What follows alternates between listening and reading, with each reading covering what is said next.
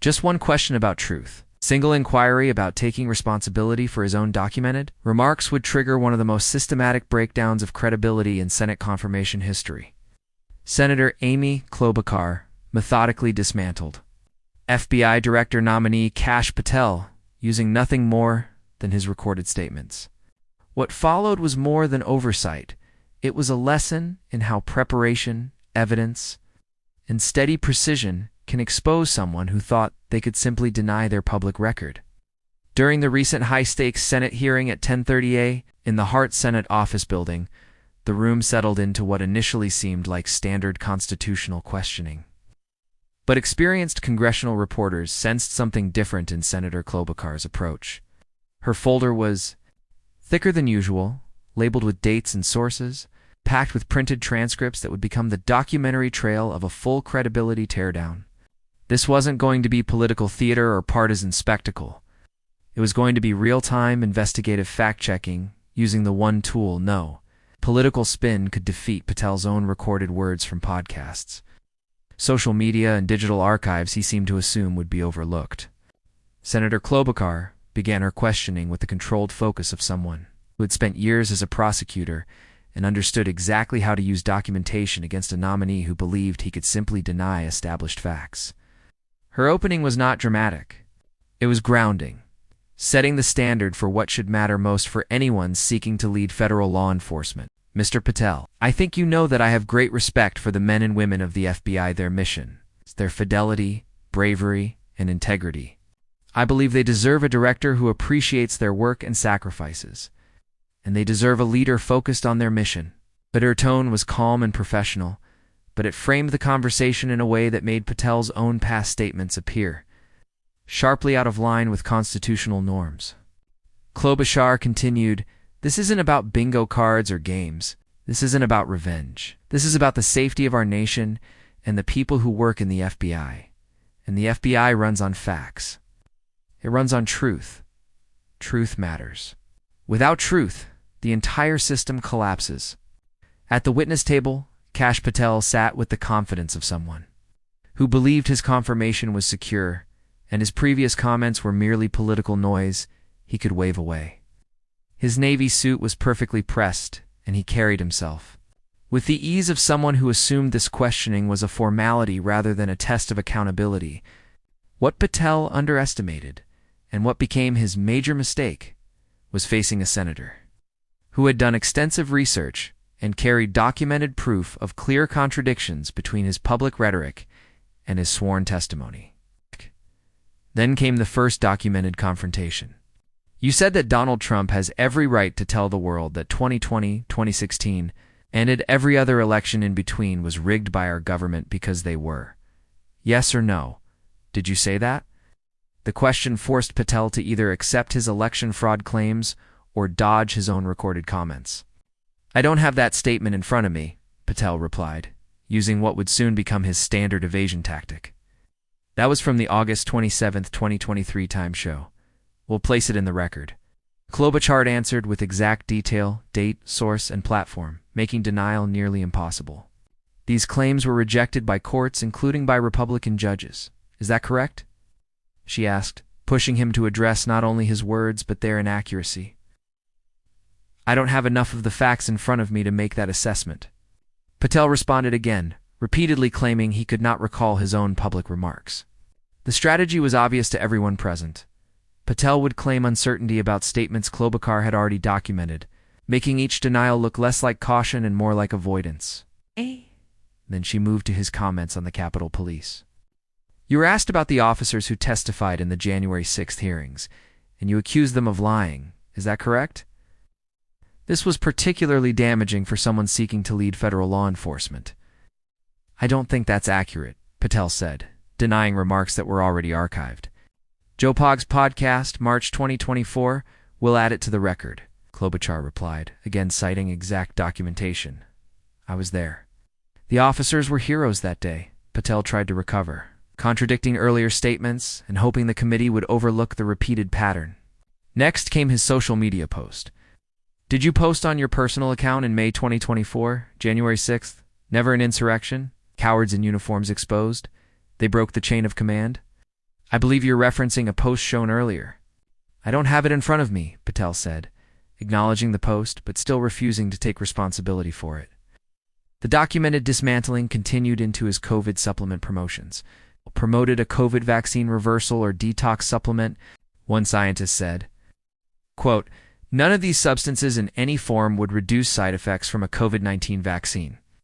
This is preying on innocent people.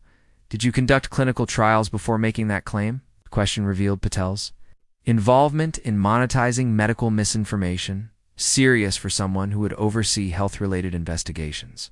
I'm not a doctor, so no, Patel admitted, acknowledging he lacked medical qualifications. But you did promote the supplement and told people it would reverse or reduce vaccine side effects, Klobuchar pressed.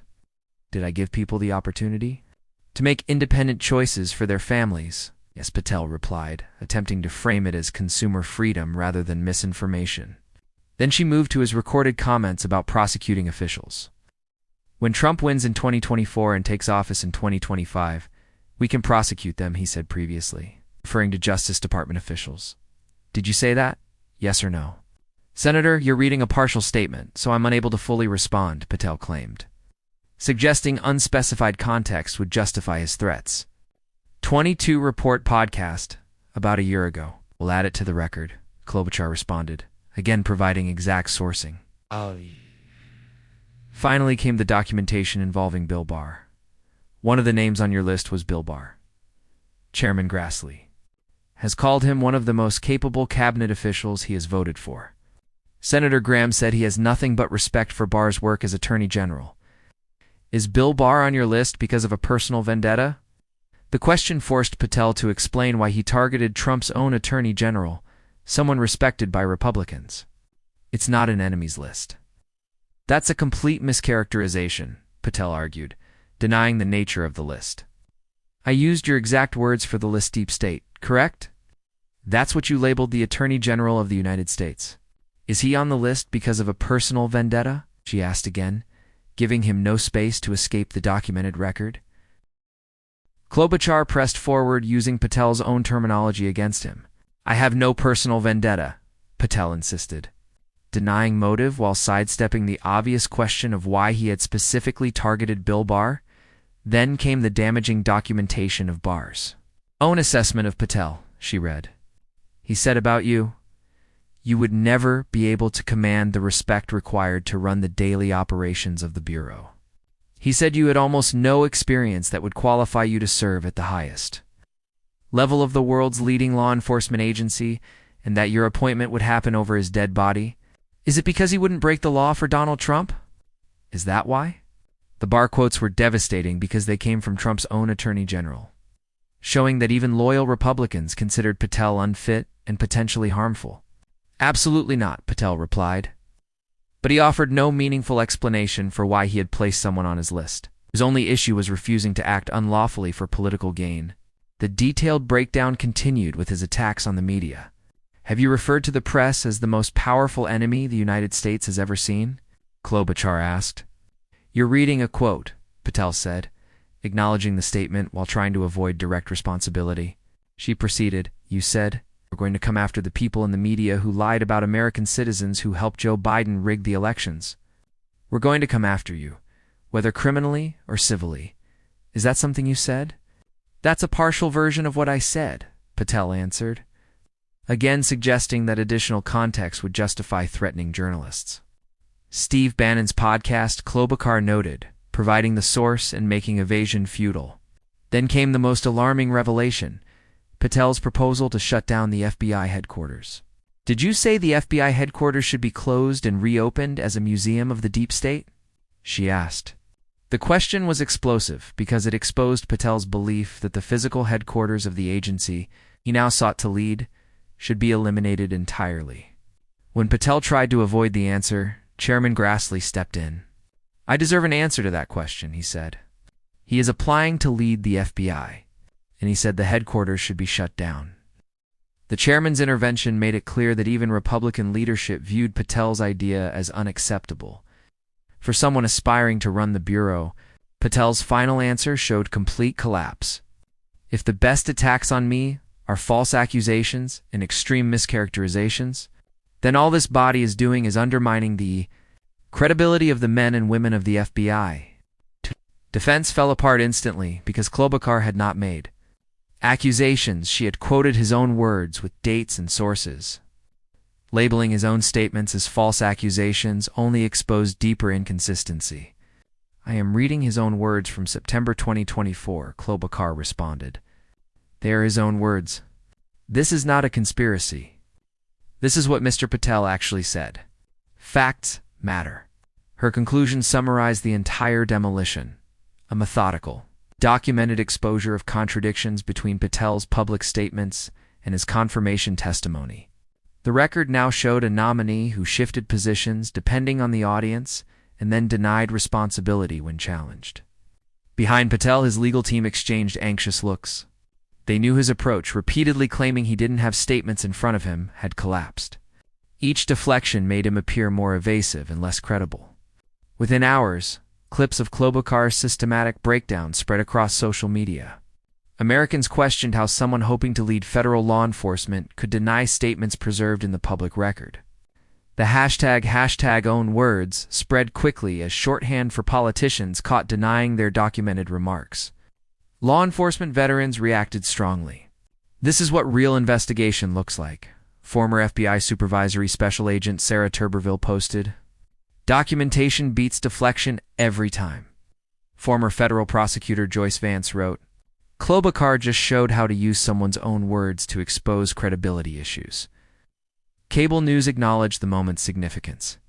CNN's Anderson Cooper called it the most thorough credibility collapse since the Watergate hearings. Even Fox News anchors admitted that Patel's repeated evasions had harmed his confirmation prospects. Constitutional scholars highlighted the broader implications. When nominees deny their own documented statements, they reveal they are unfit for roles requiring integrity, said Harvard Law professor Lawrence Tribe. Former FBI officials also raised concerns. This shows a person who could not be trusted to tell the truth, even about his own public record. Retired Supervisory Special Agent Peter Strzok said, Republican senators who had previously planned to back Patel quietly began expressing doubts about his ability to be confirmed. Democratic senators quickly moved to expand their questioning, preparing further inquiries into the conflict between his documented statements and his sworn testimony. Evening news programs led with clips of Patel's evasive answers contrasted with Klobuchar's precise citations. The visual of a senator reading exact quotes while a nominee claimed couldn't recall them became the defining image of the hearing. The confrontation transformed expectations for future confirmation processes. Klobuchar's approach should be the model for all confirmation hearings, wrote legal analyst Neil Katil. Nominees cannot be allowed to deny their own documented records when seeking positions of public trust. The methodical breakdown proved that preparation and documentation, combined with steady and focused questioning, could reveal even the most calculated attempts at political reinvention. In the digital era, public figures cannot simply deny recorded statements when pursuing roles that require honesty, responsibility, and institutional integrity.